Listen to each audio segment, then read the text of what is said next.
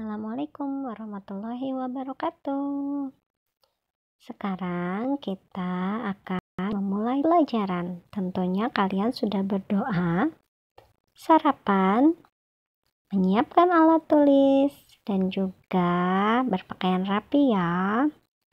Baik, selamat pagi siswa kelas 6. Hari ini kamu tampak bersemangat. Siapkan buku kerja dan alat tulismu ya. Jangan lupa berdoa sebelum memulai kegiatan. Jawablah pertanyaan berikut di buku kerja. Maksud buku kerja adalah buku tulis kalian ya. 1. Tuliskan alamat rumahmu dengan lengkap dan jelas. Kamu bisa melengkapi formulir di bawah ini. Alamat rumahku adalah jalan apa? Nanti kalian isi ya, nama jalan rumah kalian, lalu RT berapa, RW berapa, nama desa atau kelurahan, kecamatan, kabupaten atau kota. Nah, kita tinggalnya di Kota Bandung. Jangan lupa dituliskan ya. Provinsi apa? Kode posnya berapa dan negara apa? 2. Apakah bentang alam yang menjadi ciri kota tempat tinggalmu? Apakah ada sawah, lembah, gunung, sungai, atau bentang alam lainnya? Silahkan diisi ya. 3. Kota tempat tinggalmu sejuk atau panas? Kalian bisa isi juga ya.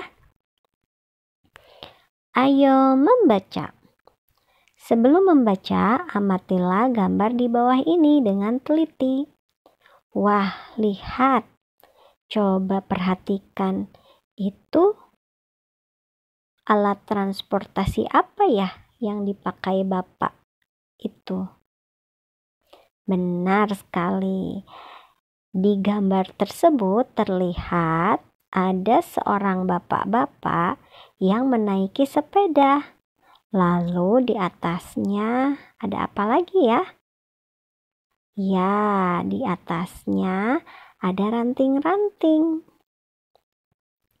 Kegiatan literasi. Tuliskan pendapatmu tentang gambar tersebut di buku kerja atau buku tulismu.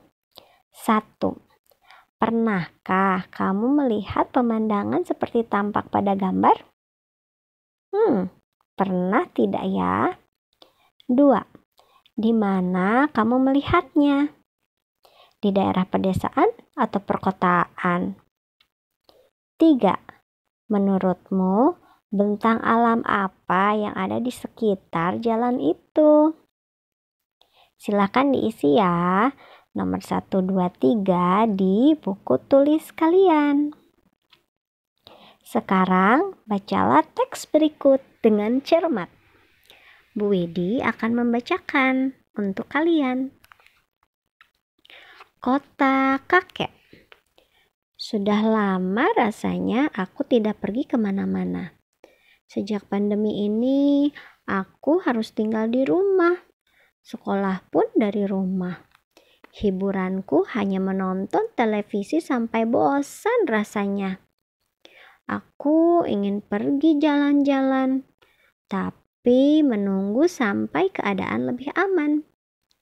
Kalau nanti pandemi sudah mereda, kita pergi jalan-jalan yuk, Kak. Cetusku kepada Kak Sony. Sewaktu kami duduk bersama menonton acara televisi sore ini. Memangnya mau jalan-jalan kemana, Dek? Tanya Kak Sani.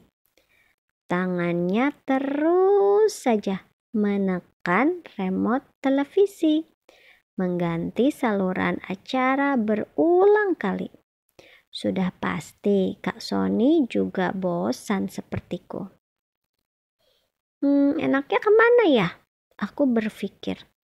Ke bukit atau ke pegunungan?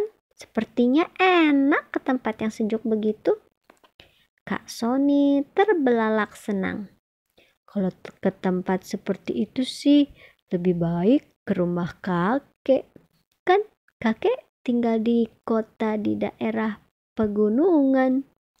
Kita bisa menginap di sana beberapa hari. Asyik sekali di sana. Aku teringat terakhir kali ke rumah kakek tahun lalu.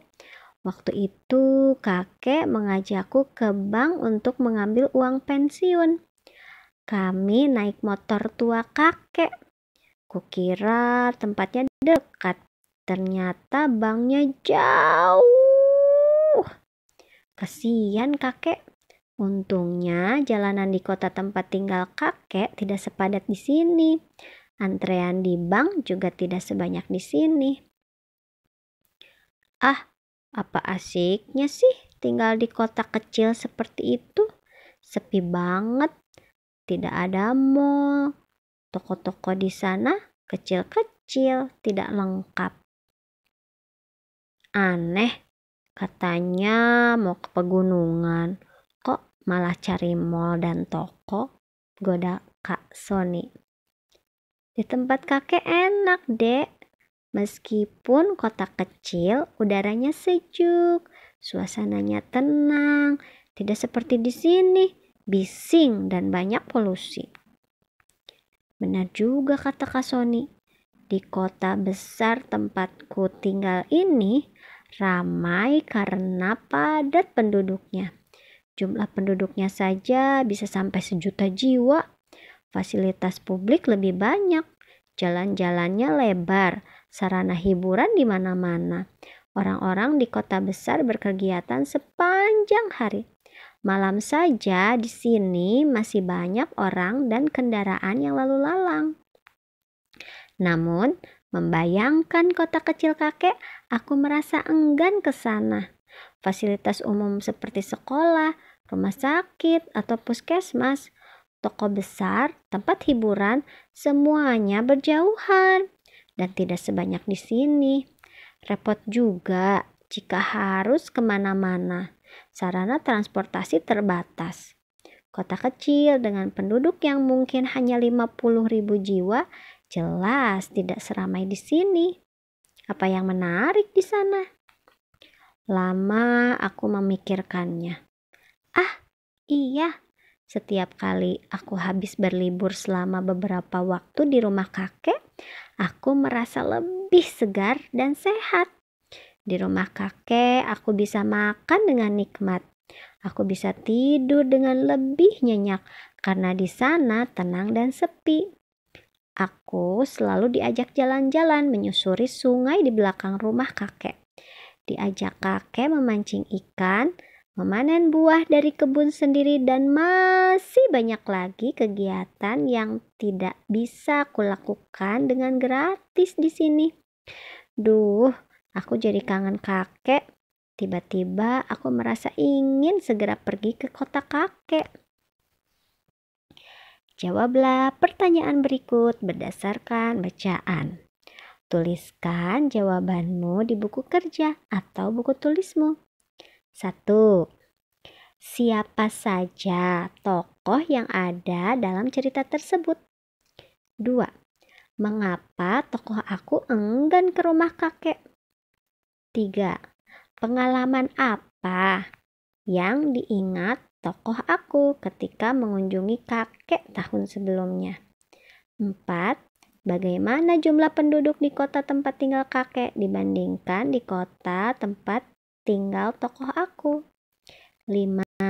Mengapa fasilitas umum di kota tempat tinggal kakek tidak sebanyak di kota tempat tinggal tokoh aku? 6. Kalimat mana yang menunjukkan bahwa kegiatan di kota seperti tidak ada habisnya? 7. Apa keuntungan tinggal di kota kecil? 8. Mengapa tokoh aku menjadi bersemangat pergi ke kota tempat tinggal kakek? 9. Tuliskan simpulanmu tentang kota besar.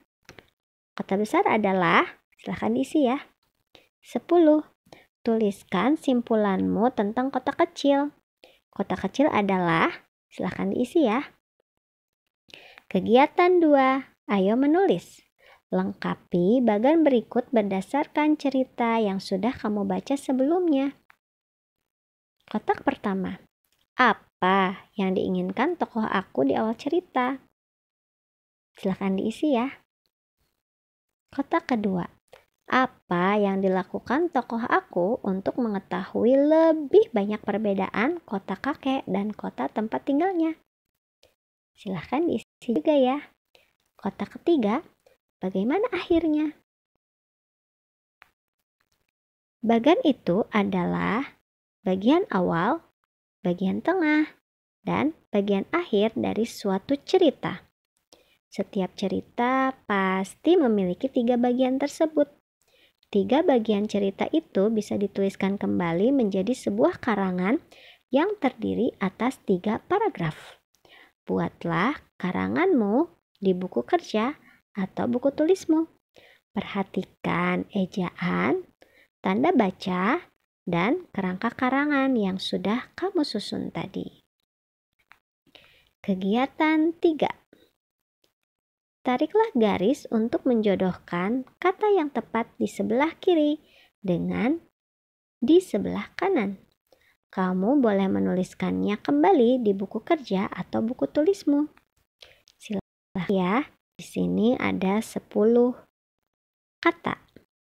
Kalian bisa cari tahu jawabannya dengan menarik garisnya. Semoga berhasil.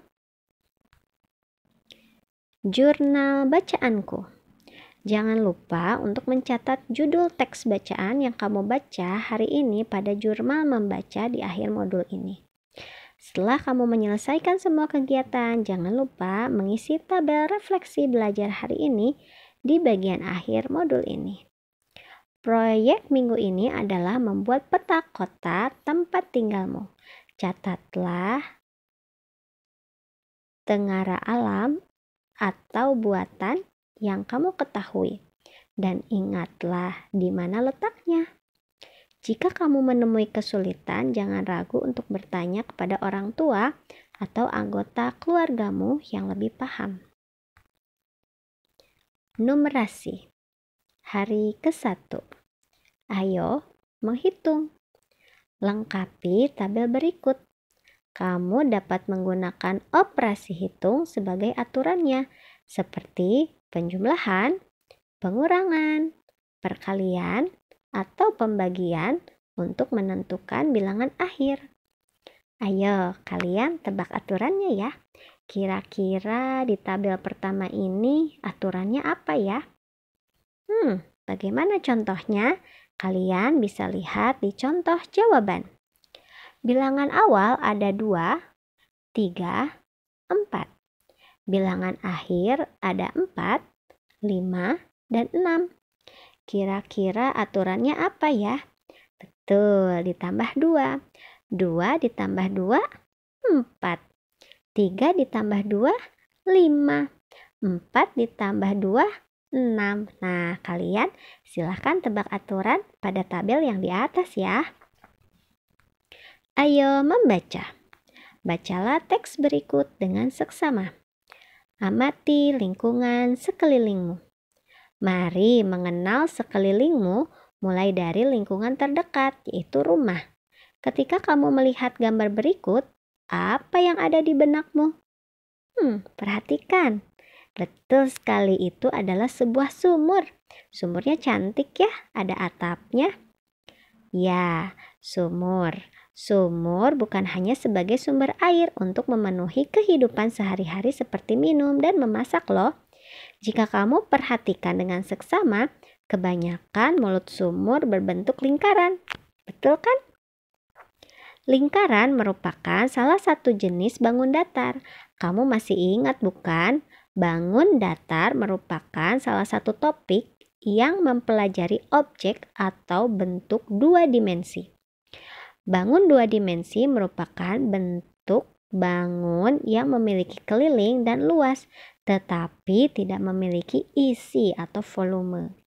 Nah, pada pertemuan kali ini, mari kita belajar tentang bangun datar lingkaran. Ayo memahami. Amati keadaan sekitarmu.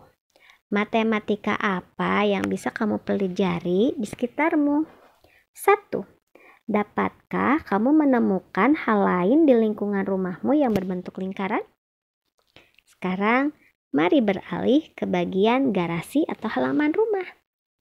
2. Carilah benda-benda lain di garasi atau halaman yang berbentuk lingkaran. Kamu sadarkah jika roda sepeda, motor, atau keretamu berbentuk lingkaran? Mari kita lihat bagian apa saja yang ada pada roda. Jawablah setiap pertanyaan pada kegiatan di masing-masing eksplorasi pada buku tugasmu ya. Eksplorasi 1. Setiap jeruji itu jari-jari ya. Setiap jeruji roda bertemu di tengah poros roda. Tentukan di mana poros roda itu berada. Arsirlah pada gambar berikut letak poros roda. Jika bentuk tepian roda adalah lingkaran, maka poros roda disebut titik pusat lingkaran. Jadi tengahnya itu adalah titik pusat lingkaran. Eksplorasi 2. Perhatikan setiap jeruji roda motor atau sepedamu. 1. Gambarkan 3 jeruji roda pada gambar berikut. Nah, jeruji roda inilah yang disebut jari-jari lingkaran. Jari-jari lingkaran adalah ruas garis yang menghubungkan titik pusat dengan suatu titik pada lingkaran. Menurutmu bagaimanakah panjang ketiga jeruji yang kamu gambar? Eksplorasi 3. Coba perhatikan ada berapa jeruji yang akan membentuk garis lurus dan melewati poros roda. Nah, jeruji yang seperti inilah disebut diameter. Diameter lingkaran adalah ruas garis yang menghubungkan dua titik pada lingkaran dan melewati titik pusat. Berdasarkan pengamatan 2 dan 3, apakah hubungan antara diameter dan jari-jari? Jelaskan jawabanmu. Ketahuilah, apa yang kamu lakukan merupakan tahapan untuk mengetahui apa itu lingkaran dan bagian-bagiannya. Coba cocokkan temuanmu dengan temuan para matematikawan. Lingkaran adalah kumpulan titik-titik pada suatu bidang datar yang memiliki jarak sama terhadap suatu titik tertentu. Titik tertentu tersebut disebut titik pusat. Nah, kalian lihat ya gambar lingkaran. Di sana ada yang disebut dengan diameter yang berwarna hijau, jari-jari yang berwarna pink, dan titik pusat berupa titik. Ayo berlatih. Ronald dan 7 temannya bermain lempar kayu di halaman rumahnya. Perhatikan bahwa halaman rumah Ronald berbentuk persegi panjang. Di pusat halaman telah ada batu sebagai penanda permainan. Aturan mainnya: 1. Tiap sisi halaman ditempati oleh 2 pemain. Ingat ya, tiap sisi halaman ditempati oleh 2 pemain. 2. Setiap pemain melempar kayu di tengah. Jadi ngelempar kayunya harus ke tengah ya. 3. Pemain yang dapat melempar kayu dengan tepat di batu tengah akan melanjutkan permainan. 4. Permainan terus berulang dan pemain yang bertahan di akhir adalah pemenangnya. Namun, beberapa teman Ronald tidak setuju dengan aturan main tersebut. Mereka mengatakan aturan main tidak adil. A. Bagaimanakah menurutmu tentang pernyataan aturan main tidak adil? Kenapa ya disebut tidak adil? Nah, kalian untuk menjawabnya perhatikan posisi tiap pemain terhadap titik tengah halaman. B. Bantu Ronald dan teman-temannya untuk menentukan aturan main yang adil. 2. Perhatikan gambar berikut. Sebutkan banyak jari-jari pada biang lala tersebut. 3. Dwi membantu ibu berbelanja wajan masak melalui aplikasi belanja daring online. Ia membaca informasi bahwa wajan masak tersebut berukuran 32 cm. Jelaskan pendapatmu apa arti ukuran wajan 32 cm. Ayo memeriksa. Temukan lembar refleksi di halaman akhir buku ini. Setiap hari setelah selesai melakukan aktivitas belajar numerasi, pada lembar refleksi yang telah disediakan beri tanda centang pada kotak. Besok kamu akan eksplorasi hal-hal yang berkaitan dengan lingkaran di sekelilingmu. Bersemangatlah untuk besok. Nah, itu tadi ya. Sekarang ke pesan pagi. Ini pesan paginya untuk hari besok, hari Selasa. Sekian dulu ya. Wassalamualaikum, tetap semangat.